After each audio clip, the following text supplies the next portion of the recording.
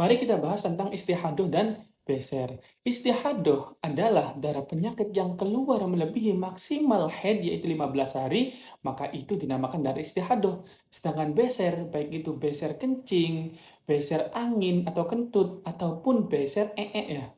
Nah, itu adalah tahap ketidakmampuan kita menahan tiga hal tersebut. Itu dinamakan beser ya.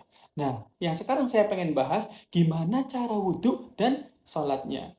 Mari kita bahas. Nah, yang pertama harus dilakukan yaitu dengan cara membersihkan dan menyumbat darah istihadah yang keluar atau beser-beser yang keluar. Cara gampangnya itu bisa menggunakan pembalut ataupun popok. Itu paling aman dan paling mudah sekali ya. Supaya apa? Supaya bisa terhindar dari najis-najis yang berceceran. Di kitab muhadzab tersendiri yaitu bahasanya adalah fatahshilu farjaha wa tahsyuhu bid'atin. Pertama, dahulukan membersihkannya dulu, baru menyumbatnya dengan kain ataupun kapas. Dan cara atau tutorial wudhu bagi orang-orang yang daimul hadas atau orang-orang tadi, yaitu ketika sudah masuk waktu azan atau sudah masuk waktu sholat, dia siap-siap untuk membersihkan dan menyumbat darah atau besernya, lalu kemudian berwudhu.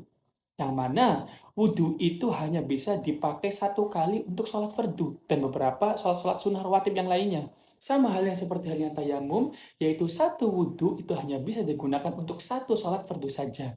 Ketika kita hendak melakukan sholat fardu yang lain, maka harus tajdid wudhu ataupun memperbarui wudhu kita. Contoh, sudah melakukan sholat duhur, ingin sholat asar, maka harus mengulangi wudhu lagi. Itu sesuai dengan halnya dawuhnya Kanjeng Nabi Muhammad SAW yang diriwayatkan oleh Siti Aisyah, yaitu tawaddu'i likulli shalah. Berwudulah setiap hendak melakukan sholat. Dan niat wudhunya adalah nawaitul wudu'a listibahatis shalah faradalillahi ta'ala. Dan perlu digarisbawahi, ketika sudah melakukan wudhu, menyelesaikan semuanya itu kita harus buru-buru, harus cepat-cepat untuk melakukan sholat. Jangan malah kita ngobrol ataupun scroll, yang mana itu melebihi waktu wudhu dan waktu sholat normal. Contohlah sekitar melebihi 2-3 menit.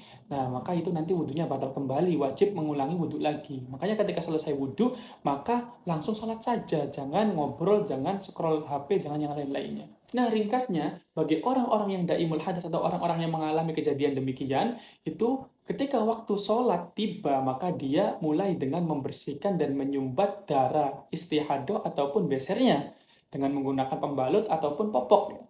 Setelah melakukan demikian, hendaklah untuk melakukan wudhu. Setelah wudhu selesai, maka cepat-cepat untuk melakukan takbiratul ikhram ataupun melakukan sholat. Jangan ditunda-tunda, jangan scroll, apalagi sampai ngobrol ya.